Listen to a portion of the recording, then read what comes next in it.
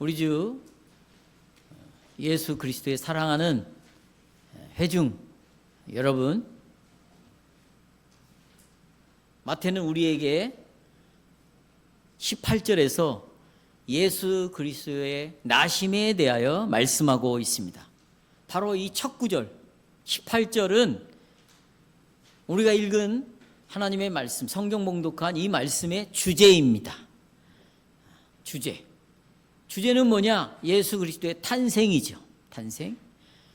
그래서 우리는 마태복음 1장이 성탄절의 본문이다, 이렇게 생각을 합니다.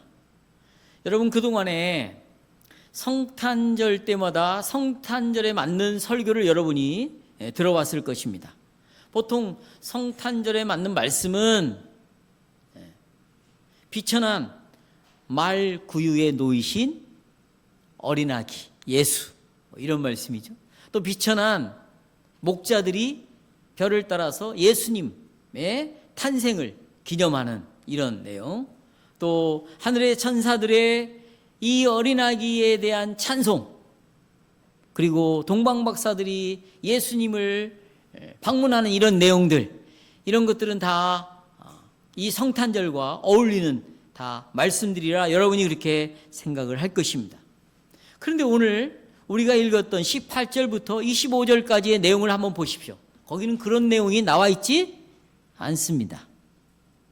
성령께서는 마태를 감동시켜서 지금 말씀드린 이런 내용과 관계없는 것들을 지금 기록을 해놓았습니다. 성령께서는 마태를 감동시켜서 예수 그리스도의 나심이 이러하다 기록하면서 어떤 내용을 기록해놨냐면 약혼의 문제, 결혼의 문제, 그리고 부부의 성생활, 동침의 문제, 세 가지를 여기다가 기록을 해놨습니다. 그러니까 성령께서 생각하실 때 성탄절에 관한 말씀을 생각할 때 이런 약혼, 결혼, 그 다음에 결혼 이후에 일어나는 성생활, 동침, 이걸 반드시 성탄절과 연결시켜야 된다. 이게 성탄절이 주는 아주 중요한 하나님의 뜻이 있다. 이걸 우리 보고 생각해 보라는 거예요. 아마 여러분이 지금까지 성탄과 관련해서 약혼이라는 것, 결혼이라는 것, 동침이라는 것과 연결시켜서 설교를 들어봤는지 한번 여러분이 생각해 보십시오.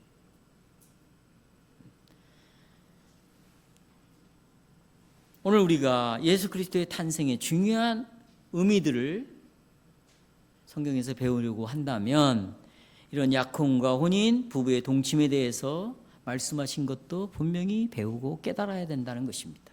저는 다음과 같은 주제로 성탄절의 복음을 전하려고 합니다. 오늘 설교의 주제는 성령께서는 우리가 부부 침상에서 하나님의 복을 확신하도록, 그러니까 부부의 성생활이 얼마나 복인가를 확신하도록 요셉의 절제에 대하여 말씀하신다. 세 가지를 말씀드립니다. 요셉이 혼인할 때의 상황을 좀 보겠어요. 여러분, 자, 그 당시로 돌아가서 요셉이 혼인할 때 어떤 지금 상황에 놓여져 있는가 한번 살펴보겠습니다. 여러분, 요셉이 살던 요 당시에 유대인들의 결혼의 과정을 보면 굉장히 복잡합니다. 지금처럼 이렇게 쉽게 결혼하지 않아요. 그런데 이런 복잡한 과정이 지금 우리 여기 시편책 부록에 나오는 장로들이, 젊은 청년들이 서로 사귀기 전에 장로의 허락을 받아야 된다고 나와 있어요. 장로의 지도를 받아라. 사귀기 전에, 사귈 때도 장로의 지도를 받아라. 약혼 때도, 결혼 때도 장로가 철저하게 감독하게 되어 있다. 이런 내용들이 나오는데 제가 이 말씀을 연구하면서 우리 개혁교회가 정말 이런 것들을 면밀히 살폈기 때문에 장로의 사역에다가 이런 부분을 넣었구나라는 걸 제가 알게 되었습니다. 이 유대인들의 결혼의 과정을 보면 세 단계가 있어요.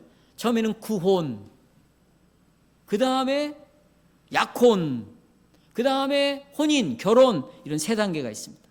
구원의 단계는 여러분 서로를 알아가는 단계입니다. 이때는 연애의 단계가 아니에요. 그 사람을 살피고 이 여자가 어떤 여잔지, 이 남자가 어떤 남자인지, 신앙이 어떤지, 믿음이 일치가 있는지 이런 것들을 서로가 살피는 시간이 구원입니다. 이 구원이 통해서 내가 이 여자와 결혼해야 되겠다고 결심을 하게 되면 이제 약혼의 단계로 발전을 합니다. 약혼. 여러분이 약혼은 구약의 율법의 규례에 보면 공식적으로 부부의 관계가 되는 겁니다. 약혼이 무슨 관계? 부부의 관계가 되는 거예요. 여러분 구약의 율법의 성경에서 지금 그렇게 말하고 있어요. 약혼은 곧 법적으로 부부로 인정하는 단계입니다. 그런데 조건이 있습니다. 절대로 성관계를 맺으면 안 됩니다. 동침하면 안 됩니다. 그래서 보통 약혼에서 결혼까지 한 1년 기간이 걸리는데 이때는 각자 부모의 집에서 1년 동안 생활을 하게 됩니다. 그러나 동거나 성관계는 절대로 안 됩니다. 이렇게 되면 율법에 의해서 굉장히 심각한 하나님의 심각한 저주를 받게 된다. 이제 그 내용은 조금 이따 말씀을 드리겠습니다. 그래서 여러분 약혼 단계에 있는 마리아와 요셉을 가리켜서 네 아내 마리아라고 말하고 있고 네 남편 요셉이라고 말하고 있습니다. 왜냐하면 약혼의 단계가 바로 부부의 법적으로 부부로 인정하는 단계이기 때문입니다. 1년 정도가 지나면 신랑은 신부를 자기 집으로 데려옵니다. 자기 집으로 데려오는 거죠. 신랑이 신부를 데려요. 이것이 바로 하나님의 율법에 나오는 규례입니다. 다시 말씀드리지만 약혼 사이에서는 동침해서는 안 됩니다. 반드시 결혼 있고 난 다음에 동침이 가능합니다. 왜냐하면 하나님께서는 이 부부의 성관계를 놀라운 축복의 선물로 주셨는데 이 선물은 결혼 후에 누리는 선물이에요. 이 내용은 마태복음 창세기 2장 24절에 나와 있는 거죠. 여러분 잘 아시는 대로 이러므로 남자가 부모를 떠납니다. 남자가 먼저 떠나게 됐어요. 남자가 부모를 떠나야 돼. 부모를 떠난다는 것이 요즘처럼 무슨 그 학교 다니라고 기숙사로 간다든지 아니면 직장 때문에 어디로 옮긴다든지 이런 건 부모를 떠나는 것이 아니에요. 결혼을 위해서 이제 독립적으로 부모를 떠나는 것입니다. 이게 부모를 떠나는 거예요. 그 전까지는 절대로 부모가 떠나서는 안 됩니다. 이것은 긴밀한 영적 관계를 유지하기 위해서예요. 우리는 부모로부터 떠나는 것이 시간적으로 공간적으로 떠나는 걸 말하지만 이렇게 떠나는 의미는 시간과 공간이 떠나지 실제로 부모와의 영적인 관계가 분리가 된다. 이건 절대로 아니죠. 그래서 남자가 부모를 떠나서 그 아내와 두 번째 연합을 하게 됩니다. 그리고 한 몸이 되는 것이에요. 먼저 아버지와 어머니를 떠나야 되며 그 다음 서로가 합하여 한 몸이 되는 것입니다. 그러니까 반드시 혼인이 결혼이 성행위 앞에 반드시 와야 된다. 자, 성행위 앞에 뭐가 와야 된다? 결혼이 먼저 와야 된다. 이거죠. 그러나 그 사이에 젊은 남녀 사이에 굉장히 성적인 욕구가 일어나지 않겠어요? 결혼하기로 결정을 했고 약혼한 사이니까 성적 욕구가 일어나죠. 여러분 그러나 이런 성적 욕구가 일어나는 것은 절대로 잘못된 것이 아닙니다. 문제가 있는 것이 아니에요. 왜냐하면 하나님께서 인간을 만드실 때 두 성으로 만들었습니다. 남성 또 여성. 두 성이에요. 성이 달라요. 그리고 이 성이 서로 사랑하게 만들었고 좋아하게 만들었고 이 성적인 연합을 하게 하나님이 창조할 때 만들었어요. 그리고 그것을 보시기에 뭐했다? 좋았다. 이건 하나님이 인간에게 주긴 놀라운 축복이죠. 선물입니다. 그러나 창세기 2장에서 말씀하신 것처럼 남자가 먼저 부모를 떠나야 되고 그리고 난 다음에 혼인해야 되고 그 다음에 그 아내와 연합할 수 있다. 그들이 아무리 성적 충동이 일어난다 할지라도 하나님의 뜻은 분명합니다. 그래서 오늘 18절 보십시오. 2장 18절에 보면 그들은 뭐 하지 않았다? 동거하지 않았다. 마리아와 요셉은 동거하지 않았어요. 하지만 여러분 얼마나 갈등이 많았겠습니까? 그렇죠? 덜은 남녀인데 얼마나 성적 충동 때문에 갈등이 많았겠어요. 그러나 그게 문제가 안 되는 거예요. 이것을 노래한 것이 아가서 3장 1절입니다. 보십시오. 아가서에서 이렇게 말합니다. 내가 밤에, 왜 밤이 나와요? 여러분 지금 이런 내용을 보면서 여러분이 에로틱한 걸 생각하면 절대 안 돼요. 아까 뭐 유방이 나오고 그러니까 그런 걸 떠올리면 안 됩니다. 이건 전부 구속의 역사를 노래하고 있어요. 이제 보십시오. 이게 얼마나 성탄과 깊은 관련이 되어 있는가. 자, 내가 밤에 침상에서 마음으로 사랑하는 자를 찾았어요. 이건 다 성적인 그런 것을 표현하는 것이죠. 찾아도 찾아내지 못하였느라. 아가서 2장 6절. 그리고 그가 왼팔로 내 머리를 고이고 오른팔로 나를 안는구나. 얼마나 아름다운 모습이에요. 그러니까 사랑에 빠진 남녀가 그 마음속에 일어난 충동이 얼마나 강한지를 표현하고 있고, 이런 충동은 절대 잘못된 것이 아니다. 아가서 7장 11절. 내 사랑하는 자야, 우리가 함께 들러 가자. 뭐하러? 동네에서 유숙하자. 같이 밤을 지내자, 그 말이에요. 12절. 우리가 일찍 일어나서 포도원으로 가서 포도 um이 돋았는지 꽃술이 퍼졌는지, 아까 유라고 되어 있는데 석자가 빠져, 석류꽃이 피었는지 보자. 거기서 내가 내 사랑을 네게 주리라. 여러분 이 말씀을 요셉과 마리아도 알고 있었습니다. 그리고 요셉과 마리아는 결혼이, 그리고 결혼 안에서 성생활이 얼마나 중요한지 이들은 알고 있었습니다. 왜요? 하나님께서 이것을 선물로 주셨기 때문이에요. 뿐만 아닙니다. 요셉과 마리아는 구약의 말씀도 잘 알고 있었어요. 보십시오. 신명기 22장 23절 24절. 처녀인 여자가 남자와 약혼을 했습니다. 아직 결혼식 안 올렸는데 어떤 남자가 그를 성읍 중에서 만나 동침을 해버렸어요. 24절. 너희는 그들을 둘 다 성읍 문으로 끌어내고 그들을 돌로 쳐 죽일 것이라. 그 다음에 내가 여기 기록하지 않는 것이 있는데, 그런데 그 약혼녀를 뭐라고 말하냐면 그 이웃의 아내를 욕보였기 때문이다, 이렇게 말하고. 그러니까 약혼한 여자를 그 이웃의 뭐라고요? 아내라고 말하고 있어요. 따라서 이웃의 아내. 예, 그러니까 보십시오. 율법은 약혼녀가 약혼자가 아닌 다른 남자와 관계를 했을 때 유부녀가 간통한 것과 동일하게 여기고 사형, 돌로 쳐 죽이라고 말하고 있다는 것은 약혼 관계를 법적으로 부부 관계와 똑같이 취급하고 있다. 약혼 관계를 뭐와 똑같이? 여러분 이걸 이해 못하면 오늘 설교를 전혀 이해할 수 없어요.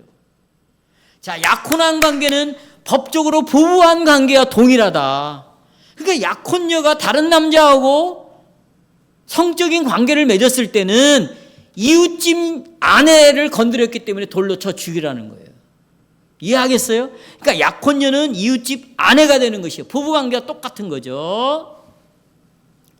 그러나 여러분, 요셉과 마리아의 결혼에 대한, 요셉과 마리아가 결혼에 대해서 만나서 자기네들이 이런 가정을 이루자고 꿈을 꿨겠죠. 그런데 파경지경에 이르렀어요. 이게 깨지게 되어 있어요. 될 뻔한 그런 상황입니다. 18절에 보면 마태는 마리아가 아이를 가졌다고 말하고 있어요. 마태는 마리아의 임신이 성령 하나님으로 이루어졌다고 우리에게 설명해 주고 있고, 마리아는 자기가 임신한 것이 성령으로 잉태된 것이라는 것을 마리아도 알게 되어 있어요. 왜냐하면 천사 가브리엘이 너에게 이런 일이 일어날 것이라고 이미 예언해 줬기 때문입니다.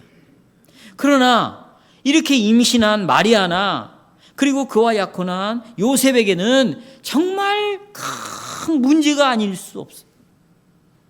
왜냐하면 조금 있으면 결혼을 하게 되어 있고, 결혼을 하게 되면 함께 동침을 해서 아이를 낳고 가정을 이룰 꿈을 가지고 있었는데, 결혼도 하기 전에 아이를 임신해 버렸으니 그게 설령 거기다가 성령으로 잉태된 하나님의 아들을 임신했다고 하니 어떻게 감히 요셉이 마리아를 아내로 맞이할 수 있겠어요?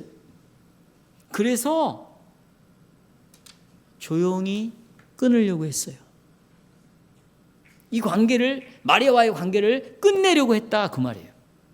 없는 걸로 했다, 이런 뜻이에요. 이런 생각을 하고 있을 때 천사 가브리엘이 마리아에게도 나타났지만 이런 생각을 하고 있을 때 요셉을 찾아가서 꿈 가운데서 하나님의 뜻을 전달해 줬는데 20절입니다.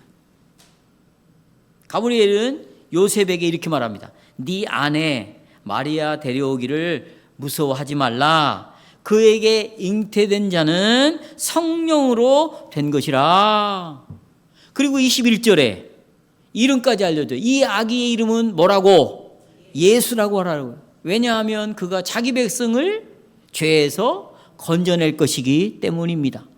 이분은 사실상 23절에서 이렇게 말합니다. 우리와 함께 하시는 하나님 임마누엘이시다. 그러니 너는 네 아내 마리아를 데려오기를 두려워하지 말고 데려와야 된다, 이거예요. 그러나 요셉은 자신이 바라고 꿈꿨던 것이 아니었죠. 이런 상황이.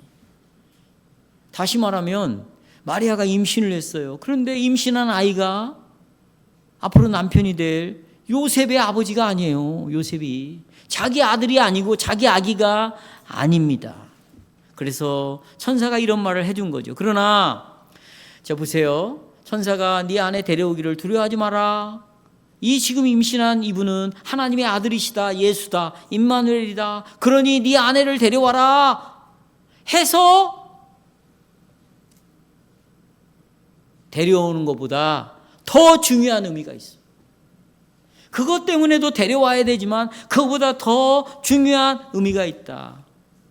왜냐하면 이 천사는 마리아의 임신에는 전혀 남자가 가담하지 않았다라는 것을 말씀으로 분명히 알려줬어요. 여기는 남자가 개입이 됐다 안 됐다? 안 됐다는 거예요. 그리고 뭐라고 말해요? 저가 잉태된 것은 성령으로 잉태되었다. 남자가 개입되지 않았다, 이겁니다. 그렇다면 태어날 이 아기는 남자에게서 나온 것이 아니라 여자에게서 태어나는 거예요. 보통 여러분, 여자가 아이를 낳으면 여자 혼자 아이를 낳을 수가 없죠. 반드시 남자가 씨를 뿌려야 여자에게서 아이가 나오는 거죠. 그러니까 궁극적으로는, 결론적으로는 이 아이를 낳게 하는 것은 누구냐? 남자인 거예요. 그래서 남자의 성을 다 따르는 거죠. 뭐 다른 나라는 잘 모르겠습니다. 이해하시겠어요? 그러나 남자가 개입되지 않은 채로 여자를 성령의 잉태로 말미암아 낳았으니까 이 낳는 이 아기는 누구의 아들? 여자의 후손이죠. 그래서 우리는 지금 창세기 3장 15절을 회상해야 돼요. 15절 여러분 다 아시죠? 인간이 죄 가운데 타락했을 때 하나님이 아담과 하와에게 나타나서 뭐라고 그래요? 너는 뱀과 여자 너 하와 너는 원수가 될 것이다. 그리고 여자의 후손과 뱀의 후손은 서로 원수가 될 것이다. 왜 여자의 후손이라고 말하는가? 바로 남자가 개입되지 않은 상태 속에서 여자가 아이를 낳기 때문에 예수는 누구의 후손인 거예요? 그래서 여자의 후손이 되는 거예요. 그렇다면 여기에 하나님께서 놀라운 역사를 보여주고 있어요. 그러니 얼마나 이게 기쁜 사건이냐고. 그래서 요셉은 자기 사랑하는 여인을 아내로 삼을 수 있게 되었고 24절에 보면 잠에서 깨어 일어나자 주님의 천사가 분부한 대로 곧바로 순종해요. 그 아내를 데려옵니다. 그렇죠? 데려와 여자를 자기 집으로 데려왔다. 그 말은 이제 뭐가 이루어지는 거예요? 혼인에서 약혼에서 뭐가 이루어져요? 혼인 약혼이 1년 기간이고 결혼 때는 아내를 집으로 데려온다고 그러잖아요. 데려왔으니까 이제 결혼이 이루어지는 것이죠. 그런데 여러분 결혼을 했어요 이제. 그런데 해서는 안 될 것이 하나 있다는 거예요. 금기사항 두 번째 25절입니다. 아들을 낳기까지 뭐하지 말아라. 이게 오늘 설교 본문이잖아요. 절대로 잠자리를 하면 안 된다. 거리를 두어라. 두 가지 이유 때문이에요. 자, 지금부터는 정신을 바짝 차리고 들어야 돼요.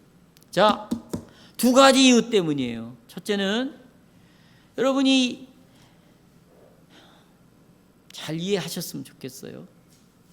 첫째는 뭐냐면 그리스도께서는 이 땅에 오실 때 반드시 합법적인 남편과 아내의 관계에서 태어나야 돼요. 합법적인 부부 속에서 누가 태어나야 된다?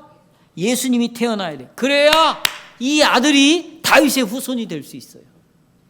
조금 어렵지만 조금 더 설명을 드리겠습니다. 자, 지난주에 일주일 전에 예수님의 조상들의 역사를 쭉 살펴봤죠? 14대. 그게 예수님의 조상들의 이야기예요. 특별히 이 조상들 중에 핵심 인물은 14라는 숫자를 갖고 있는 다윗의 이야기입니다. 다윗을 언급함으로써 이제 지금 시작되는 예수님의 역사가 어떤 역사인가, 다윗의 역사와 관련돼서 지금 예수님은 어떤 역사를 펼치시는가. 근데 예수님의 역사를 어디서부터 설명하고 있냐면 예수님의 탄생에서부터 설명하고 있어요. 그래서 18절 이렇게 말합니다. 예수 그리스도의 나심은 이러하니라. 그의 어머니 마리아가 요셉과 약혼하고 동거하기 전에 성령으로 잉태된 것이 나타났다. 약혼을 했는데 둘이 얼라리 해가지고 임신을 했어요. 그렇다면 우리는 그래, 결혼도 하지 않고 무슨 약혼만 했는데 애를 뱄대. 응? 좀 그러네. 불미스러운 일이야. 그리고 연예인들이 결혼한다 그러면 임신했나? 혼전 임신? 이거부터 얘기하잖아요. 뭐 그렇게 취급하고 넘길 수도 있습니다. 그런데 문제는 마리아의 잉태가 약혼자 요셉에 의한 것이 아니라는 사실이에요. 오늘 말씀은 마리아의 잉태가 성령으로 말미암았다 분명히 말하고 있습니다. 다시 말하면 하나님의 능력으로 이 아이가 임신이 됐다. 마리아가 임신하게 됐다. 이것은 여러분 일반적인 상식을 뛰어넘는 거죠. 남자 없이 여자 혼자 임신하는 여자가 어디 있어? 그것도 하나님이 임신시켰어요. 남자가 없이. 이것은 인간의 차원을 초월한 아주 신비로운 일입니다. 그렇죠? 근데 여러분이 물어요. 그럼 왜 하나님께서 일반적으로 남자와 여자가 만나서 출생하는, 탄생하는 이런 원리와 과정을 왜 하나님은 지키지 않았는가 하는 거예요. 모든 인간은 이런 원리와 과정을 따라서 아이를 잉태하고 출산하는데 왜 하나님은 이런 과정을 거치지 않았는가? 왜 하나님께서는 결혼한 남녀의 정상적인 부부관계를 통해서 출생하게 하지 않았는가? 왜 하나님께서는 일방적인 과정을 초월해서 하나님의 능력으로 처녀의 몸에 잉태하게 하고 태어나게 하셨는가? 이걸 알아야 되죠. 그래야 성탄절을 이해하고 뭘 캐롤송을 부르든지 하지. 아니 앞에 반짝반짝만 걸어놓으면 다 성탄절인가? 그래요? 25일만 되면 다 성탄절이에요? 왜 예수님이 이렇게 태어났는가를 내 믿음으로 고백을 해야 그게 진짜 성탄절이지. 왜 그랬을까? 답이 누가복음 1장 35절에 나와 있어요. 답. 천사가 대답하여 이르되 네가 성령이 네게 임하시고 지극히 높으신 이의 능력이 너를 덮었다. 여기 지극히 높으신 이의 능력은 성령이 너를 덮었다는 말이에요. 이러심으로 나실 바 여기 거룩한 이는 하나님의 아들이라. 여기 번역을 직역을 하자면 거룩한 자로 나신 하나님의 아들이다 이런 말이죠. 그러니까 예수님의 출생은 성령의 능력으로 태어났어요. 그런데 이분이 하나님의 아들이라는 거지. 따라서 하나님의 아들. 이게 성자 하나님이라는 거예요. 성자 하나님. 이런 특별한 신분과 연관이 되어 있습니다. 그러니까 여러분 일반적인 출생의 원리와 과정을 따르지 않고 이런 초월적이고 특별한 방식으로 하나님의 아들이 태어난 것은 그분이 갖고 있는 신분 때문이에요. 그분은 일반 사람이 아니라 누구의 아들? 하나님의 아들이에요. 그럼 왜 하나님의 아들을 이런 방식으로 태어나겠는가? 보통은 이래야 원죄를 가지지 않고 태어난다. 맞는 말이에요. 또 죄가 오염되지 않은 채로 태어난다. 그래야 참 사람이 되어가지고 죄인들의 죄를 위하여 십자가에 죽을 수 있다. 아니, 빚을 진 놈이 어떻게 빚을 갚아? 빚을 갚을 수 없는 빚을 갖고 있는데 어떻게 다른 사람의 빚을 갚아주냐고. 이 빚은 죄를 말하고 있어요. 내가 내 죄도 해결할 수 없는 어마어마한 죄를 가지고 있는데 어떻게 다른 사람의 죄를 위하여 죽을 수 있어요? 죄가 없어야 우리의 죄를 담당할 수 있으니까 예수님은 죄 없이 태어나야 되니까 이렇게 성령으로 태어났다. 다 맞는 말이에요. 그러나 여러분, 원죄 문제, 죄 오염 문제, 죄 없는 몸으로 태어나는 것, 이런 이유들은 한 가지 때문에 결국 이런 것들이 필요한 거예요. 한 가지 때문에 원죄가 있으면 안 되고, 한 가지 때문에 죄가 오염되면 안 되고, 한 가지 때문에 죄 없는 참 사람으로 오셔야 돼. 그 한 가지 이유는 뭔가? 그분은 반드시 하나님의 아들이어야만 해요. 그분은 누구의 아들? 하나님의 아들이어야 돼요. 그러니까 정상적인 남자와 여자의 관계를 통해서 태어나서는 절대로 안 되는 것이에요. 그러면 또 물어요, 여러분. 또 묻습니다. 여러분, 참 사람이 되기 위해서 사람에게서 태어나야 할 필요가 있다고 하더라도, 또 여인의 후손으로 하여금 뱀의 머리를 상하게 해야 된다 하는 이 약속을 따라서 여인의 몸에서 나와야 한다 하더라도, 기왕 이런 초월적인 능력으로 하나님의 아들이 태어나야 한다면, 아니, 약혼하지 않는 처녀의 몸에서, 약혼하지 않는 처녀에게서 나게 하지, 왜 이미 정혼한 처녀에게서 하나님의 아들을 낳게 했는가? 이것이 성탄절의 핵심이에요. 율법은 또 말씀드립니다. 약혼한 자가 남자가 아닌 다른 남자와 관계를 할 경우 유부녀가 간통한 것과 동일하게 돌을 쳐서 죽여야 된다. 이 말씀은 무슨 뜻이냐? 약혼 관계는 실제적으로 부부 관계와 똑같은 것으로 취급된다는 거예요. 그래서 약혼하지 않는, 이미 결혼을 해버렸으면 이미 그런 처녀가 아니잖아요. 동정녀가 아니에요. 그래서 약혼은 했지만 관계를 맺지 않는 처녀를 선택한 것은, 약혼녀를 선택한 것은 이미 부부와 같은 자이기 때문에 그를 하나님이 선택을 한 것이고, 그래서 약혼한 요셉을 남편 요셉, 또 내 아내 마리아라고 말하는 것은 이 율법의 규례를 따라 말하는 것이에요. 그러면 보세요. 또 계속 질문이요. 아니, 근데 임신을 했어요, 약혼녀가. 그럼 돌에 맞아 죽을 수 있는 이런 불륜으로 오해를 받아서 돌에 맞아 죽어요. 왜 이런 방식으로, 다시 말하면 이미 한 남자와 정혼한 처녀로 하여금 왜 하나님은 잉태를 하게 했는가? 그것은 약혼 관계가 실질적으로 혼인, 결혼 관계와 동일하게 취급되기 때문이에요.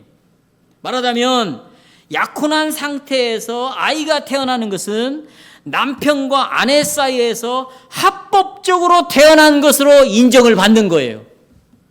그러니까 하나님의 아들은 합법적으로 태어났어요? 불법적으로 태어났어요? 합법적으로 태어난 거예요.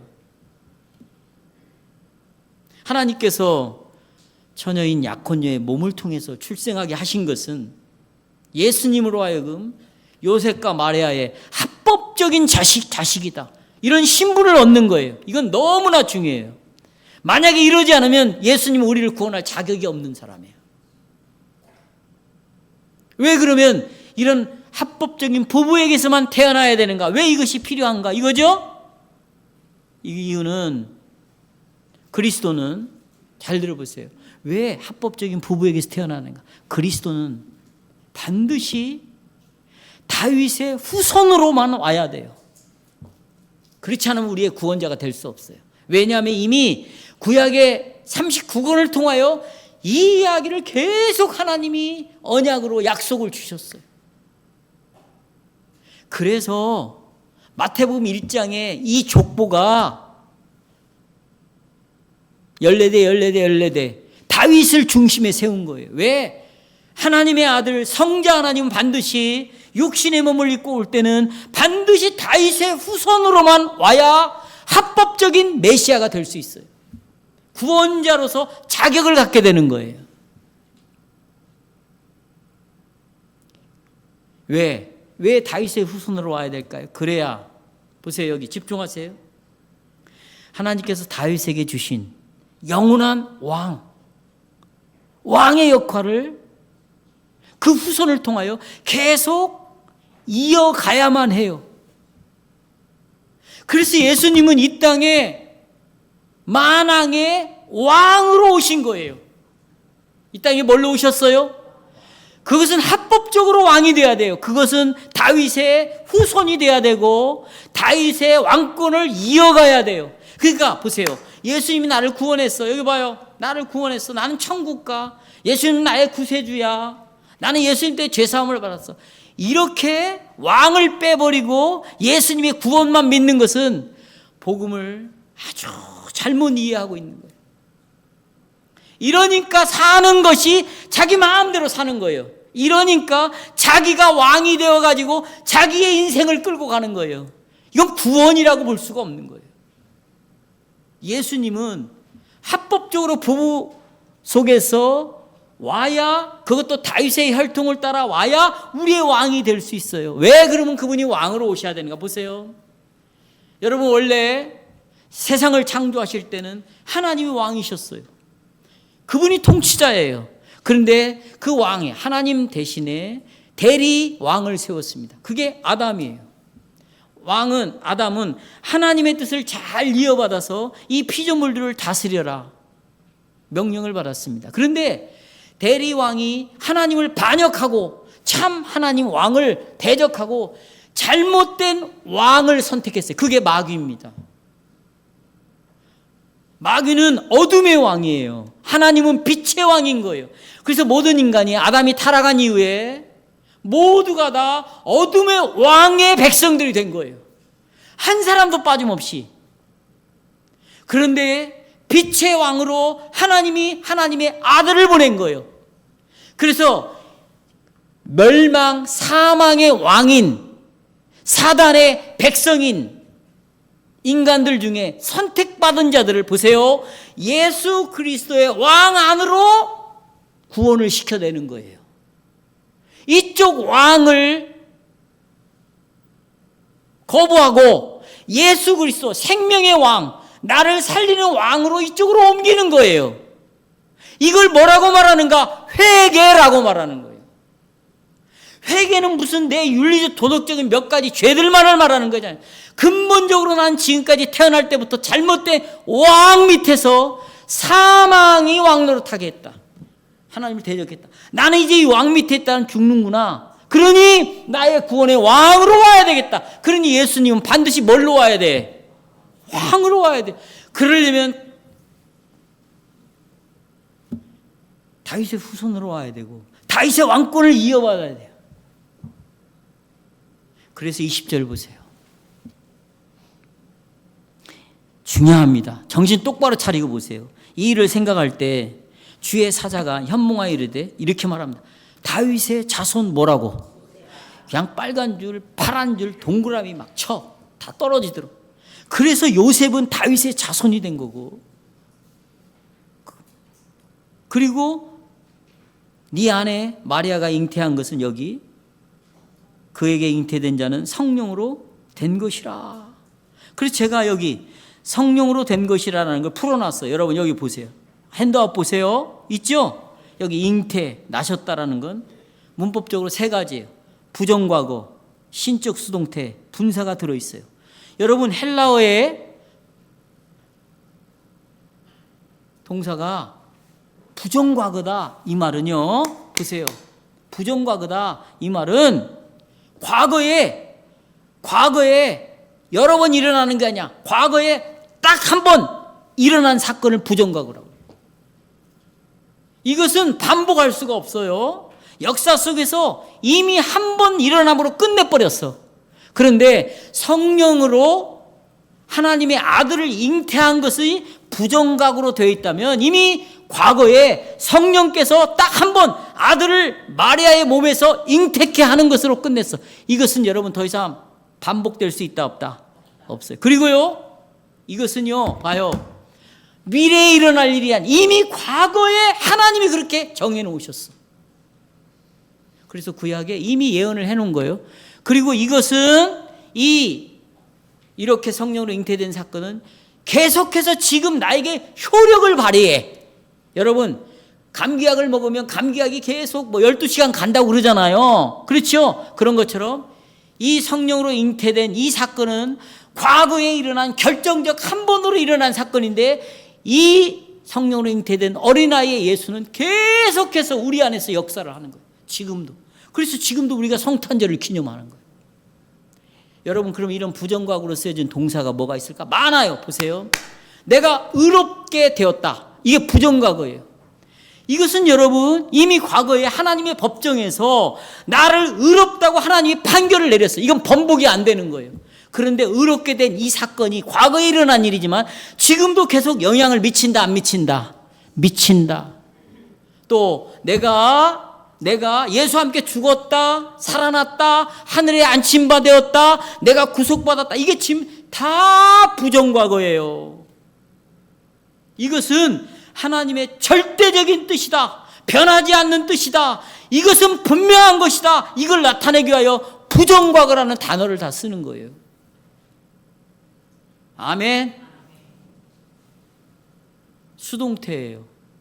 하나님에 의해서 일어난 것이고 분사예요. 이건 하나님의 능력으로 빼도 박지도 못한 하나님이 하신 일이다. 그래서 엄밀히 말하면 이미요, 보세요, 이 마리아의 몸에 이미 성령으로 아이가 딱 태어났어요. 이미 잉태가 됐고 이미 낳았다. 나신자다. 이분이 마리아의 몸 안에만 있는 것뿐이에요. 낳게 하신 건 누구고? 성령이고 그 몸 안에 있는 것이죠. 그러니 20절에 네 아내를 부르면서 그를 데려오기를 무서워하지 말아라 라고 말하고 있는 것이에요. 이해하시겠죠? 자, 이게 첫 번째 이유입니다. 자, 저를 또 보세요. 두 번째 이유. 조금 속도를 내겠습니다. 핸드아웃 보지 마시고 이제 저를 보시면 됩니다. 두 번째, 왜 이렇게 동침하지 않아? 그래서 이 요셉은 마리아와 동침하면 안 됐던 이유가 첫 번째 있는 거고, 두 번째, 왜 동침하면 안 되는가? 이 말씀이 육신이 되어 사람으로 이 땅에 오셔야 하기 때문에 동침하면 안 돼요. 여러분, 창세기 3장에 죄로 인하여 인간이 타락에 나오죠. 그렇죠? 네. 그런데 이 죄로 인한 타락은 결혼 생활과 성 관계에 굉장히 많은 영향을 끼쳤어요. 어떻게 해요? 어떻게 영향을 끼쳤나, 이 죄가? 이 죄로 타락으로 말미암아 성관계가 아주 허무하고 헛되게 되어버리고 말았어요. 생각해 보십시오. 자, 창세기 1장에 아담과 하와에게 생육하라, 번성하라. 생육하고 번성을 시키려면 반드시 성관계를 통해서 생육이 가능한 거예요. 그렇죠? 네. 하지만 이렇게 오해하면 안 돼요. 성관계라는 것은 자녀를 낳는 데만 필요하구나. 이건 하나님의 뜻이 아니죠. 하나님이 성을 우리에게 선물로 주신 첫 번째 목적은 뭐냐? 이 성을 통하여, 관계를 통하여 서로 사랑의 교제를 나누라는 거예요. 다시 보세요. 저 다 봐요. 여기 청년들, 성관계를 통해서 남자와 여자가, 부부가 뭘 나누어? 사랑의 교제를 나누라는 거예요. 교제. 그러니까 이 성행위 속에는 정말 인격적인 사랑의 교제가 있어야 돼요. 그러니까 부부지간에 관계를 맺기 전에 불편해 반드시 풀고 성관계 맺어야 돼. 왜요? 이건 예배예요. 아무도 안 웃네. 너무 진지하게 말하는. 부부관계는 예배예요. 누구 앞에서 이루어지는 거예요? 그러니까 사랑의 교제가 이루어지려면 내 미움이 있고 아내에 대한 불신이 있고 아내에 대한 원망이 있으면 반드시 서로 회개하고 풀고 관계를 맺어야 돼요. 그러니까 첫 번째 이 성관계를 주신 목적은 애 낳는 데 목적이 있는 것이 아니고 사랑의 교통을 위하여 이것을 주었어요. 그럼 보세요. 자, 서로가 사랑의 교제를 나누는 표현이 성관계로 이루어진다면 그러면 이제 아이를 임신하게 되겠죠. 사랑의 교제 속에서 뭐가 되고 잉태가 되고 임신이 되고 그 다음에 아이를 뭐 하게 돼요? 생산을 하게 출산을 하게 되는 것이죠. 그렇죠? 그런데 타락하기 전에 아담과 하와는 자녀를 아무도 낳지 않았어요. 아담과 하와가 여보세요. 인간이 타락하게 됐습니다. 예, 아담과 하와가 부패하게 되었어요.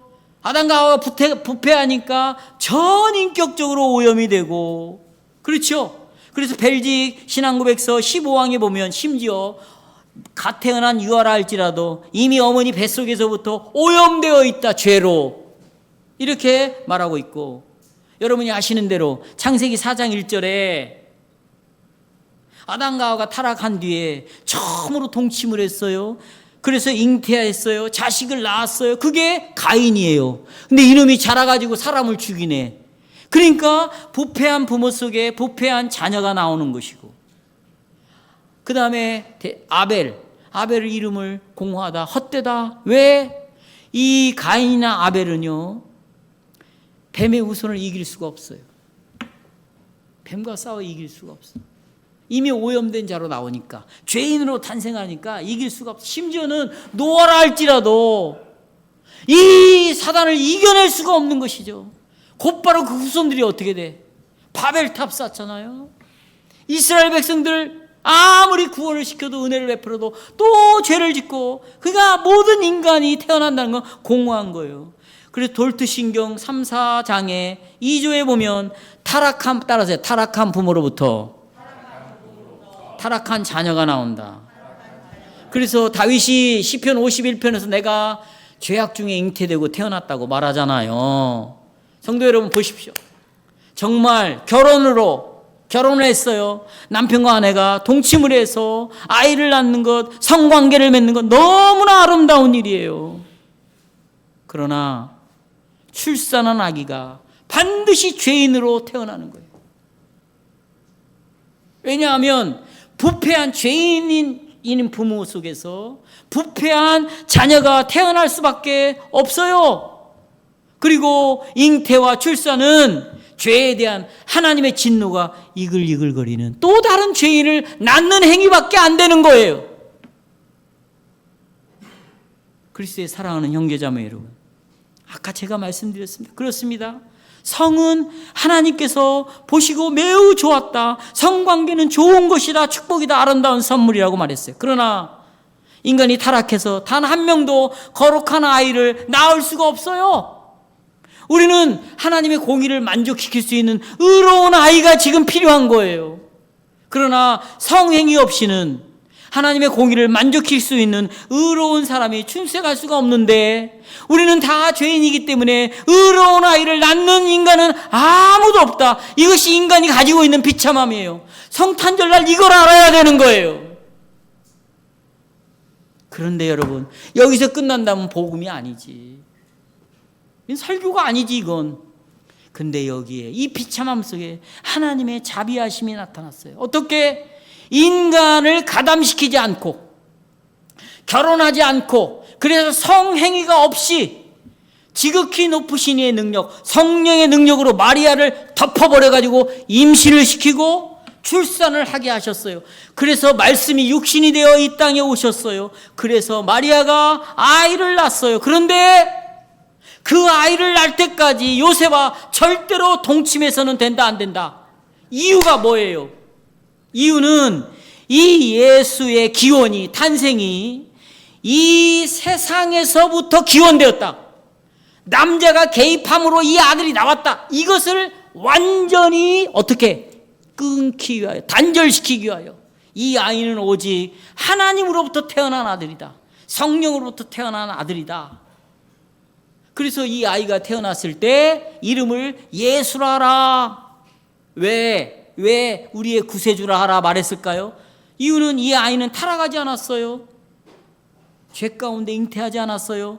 부정하게 출생하지 않았어요. 반대로 이 아이는 의로운 아이로 태어났어요. 왜? 하나님께로부터 났으니까. 그래서 저가 자기 백성을 죄에서 뭐할 자다, 구원할 자다라고 말했어요. 이렇게 해서 완전한 사람이 지금 구속해서 탄생하게 되었고, 여러분 보세요. 그래서 이 예수님 때문에 마리아와 요셉도 하나님께서 그들에게 주신 이 성생활을 충분히 즐길 수 있게 되었어요. 여러분, 사실상 남자와 여자가 동침한다는 것은 부정한 것을 의미해요. 왜냐하면 부정한 아이를 태어나니까. 그래서 레위기 12장에 보면 여러분, 하혈을 하고 출혈을 하고 애를 낳는 것은 부정함을 나타냈어요. 죄를 상징했어요. 그래서 제물을 바쳐야 깨끗하게 되어지고, 아이를 낳았을 때는 사람을 만나면 안 돼. 며칠 동안 사람을 만나면 안 돼요. 부정한 여자니까. 그러니까 인간을 낳았다는 것은 부정을 의미하고, 여러분, 부정한 것은 씻어야 되잖아요. 씻음은 예수 그리스도를 향하고 있는 거예요. 이렇게 해서 보십시오. 갈보리 십자가에서, 자 이제 저를 주목해요. 갈보리 십자가에서 하나님께서는 어떤 일을 하셨는가? 예수를 통해서 이 성을 둘러싸고 있는, 이 성생활을 둘러싸고 있는 이 부정함, 이 더러움, 죄인을 출산할 게 없는 이것을 예수님은 십자가에서 성을 깨끗하게 했어요.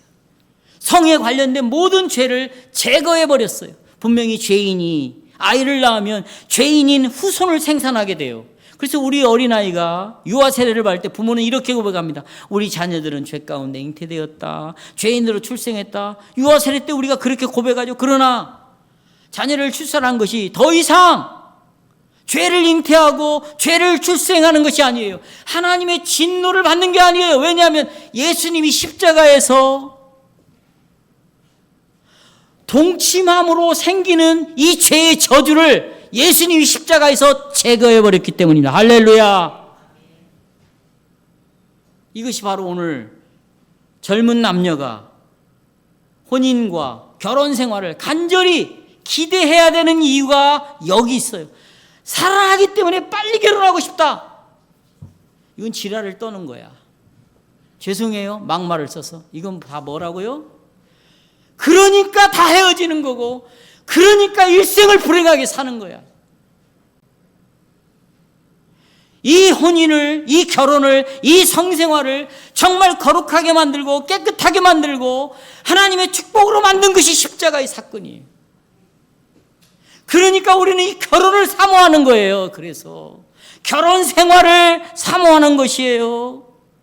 왜? 하나님께서 에덴 동산에서 이 성을 보시기에 힘이 좋았다. 왜? 그리스도께서 원래의 상태로 다시 회복을 해놨으니까. 그러니까 우리는 아가새의 노래를 지금 불러야 돼요. 어디에? 날마다 불러야 돼. 결혼식장에서도 부르고 결혼 생활에서도 불러야 돼요. 왜냐하면 그리스도께서는 사람이 개입되지 않고 성령의 능력으로 탄생했기 때문에, 요셉은 그 아들을 내할까지 동침하지 않았기 때문에, 그 다음에 동침은 아들 예수를 낳고 동침을 했으니까 이게 이제 축복이 되는 것이죠.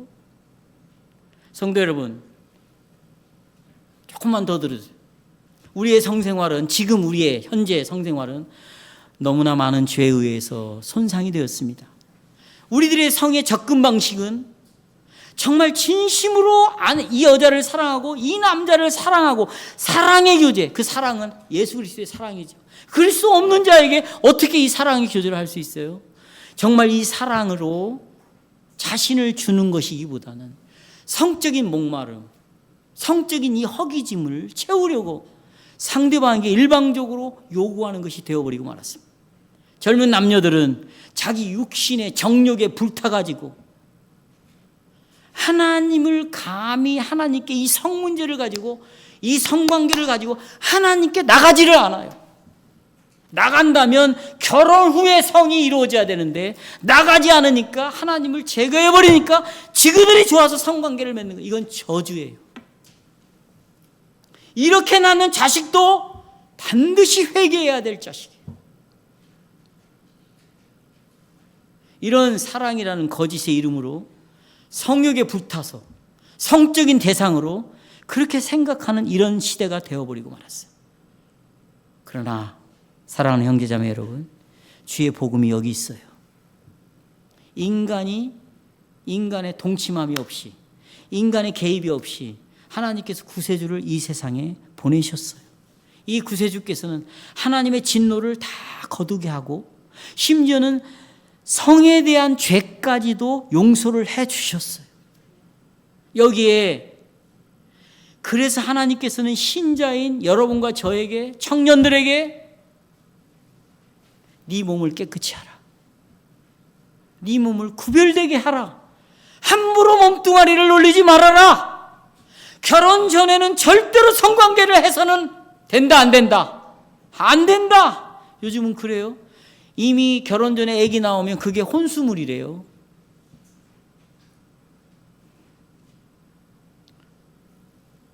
여러분, 하나님이 처음에 성을 창조하시고 허락하신 목적은 결혼 안에서 사랑으로 교통하고 교제하는 목적으로 이 성관계를 주셨어요. 그런데 결혼도 하지 않았는데 성관계를 허용하는 것은 안 됩니다. 반드시 회개하셔야 돼요. 그리고 성탄절을 기념하는 오늘, 이제 내일 모레가 성탄절이지만 이 성탄절에 성을 선물로 다시 회복시켜 주신 이것을 선포하는 날이 성탄절이에요. 성탄절은 우리의 성을 하나님이 뭐 하셨다? 회복하셨다. 왜? 어떻게? 이유는 성령으로 잉태된 아들 예수 그리스도 때문이다. 그렇다면 성도 여러분, 이 성을 순결하게 사용하셔야 돼요. 바르게 사용해야 돼요. 성이 먼저가 아니고 결혼이 먼저인 것이에요. 그래야 이 성생활이 하나님의 거룩한 선물이 될 수 있는 것이에요. 이것은 하나님의 말씀이에요. 만약에 내가 이것을 어겼다 그러면, 그리고 몇십 년이 지났다 할지라도 반드시 하나님 앞에 회개하십시오. 하는 내 과거에 이런 하나님의 놀라운 복음을 이해하지 못해서 내가 이렇게 살아서 애를 낳았습니다. 용서하시고 다시 나는 그리스도의 십자가를 바라봅니다. 주님의 은혜를 구합니다. 그리고 나를 의롭다고 하신 그 주님의 용서하심 앞에 내가 다시 한번 기쁨으로 다시 주님을 바라봅니다. 그래야, 그리고 이런 것들을 자녀들에게 철저하게 교육을 시켜주시고, 그리고 지금의 결혼한 부부들은 아가서의 노래를 부르십시오. 이렇게, 나는 나의 사랑하는 자에게 속하였구나, 또 그가 나를 사랑하는구나.